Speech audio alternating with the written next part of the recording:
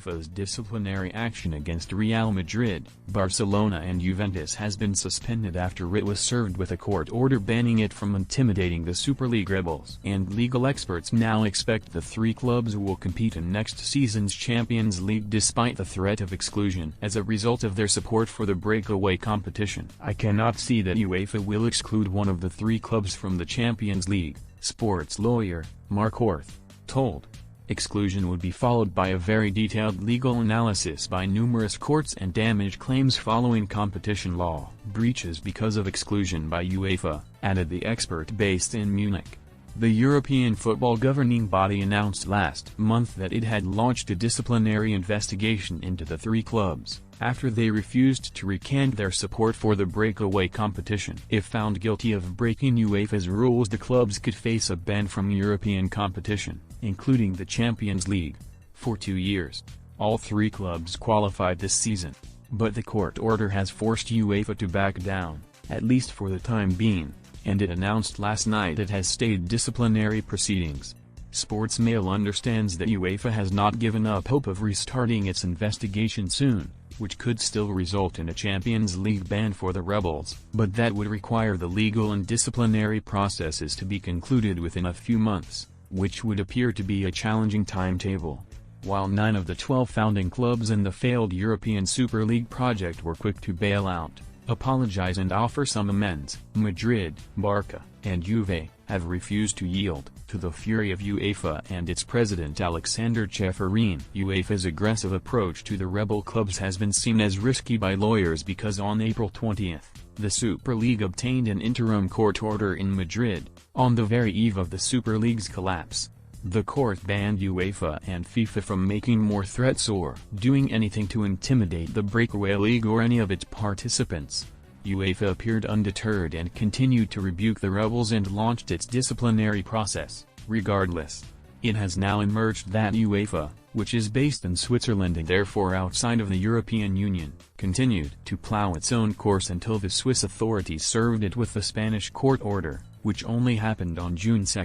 In a statement, the Lyon-based football body said, UEFA notes that the decision to temporarily stay the proceedings has been taken by the UEFA appeals body following the formal notification made to UEFA by the Swiss competent authorities on June 2, 2021 of an ex-party court order obtained on April 20, 2021 by the legal entity European Super League Company SL from the Madrid Commercial Court No. 17, the court order. However, UEFA insists it sees the suspension and proceedings against the clubs as temporary. The governing body claims there is extensive legal precedent that allows it to discipline clubs in these circumstances with parties having a right of appeal to the Court of Arbitration of Sport. But it will take time for both the legal wrangle between UEFA and the clubs, as well as any subsequent disciplinary process to be resolved. In reliance on the court order, the mentioned three clubs have sought to shield themselves from potential disciplinary consequences related to this so-called Super League project, said UEFA's statement.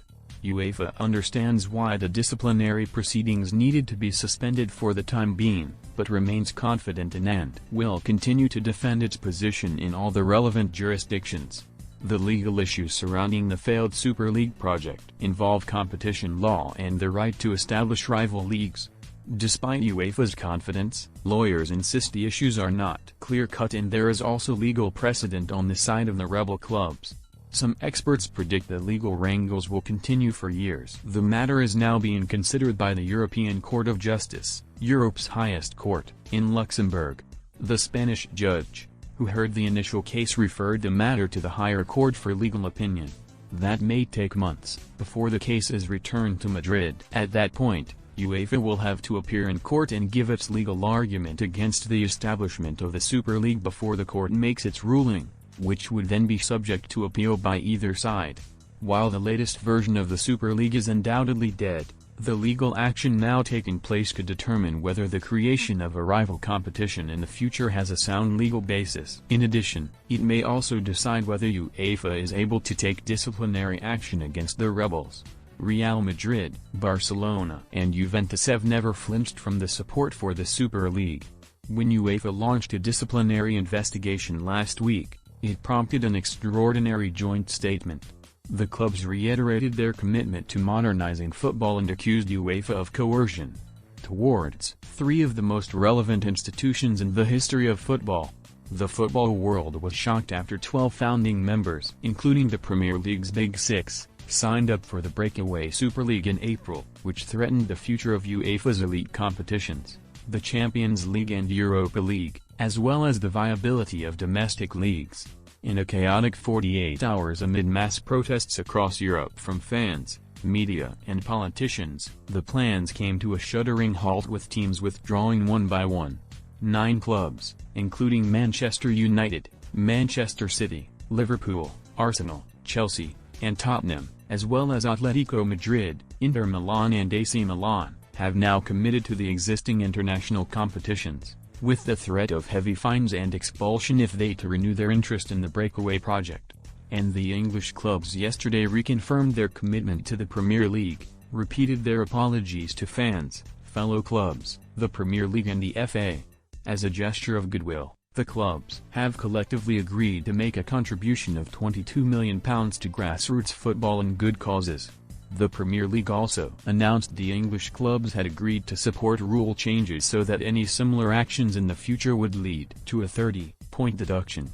Each of the 6 clubs in that event would also be subject to an additional £25 million fine. As part of the rapprochement with UEFA, the contrite 9 clubs agreed to make a combined €15 million, just over £13 million, goodwill contribution to benefit children's and grassroots football across Europe. They also agreed to have 5% of UEFA competition revenues withheld for one season, with the money to be redistributed.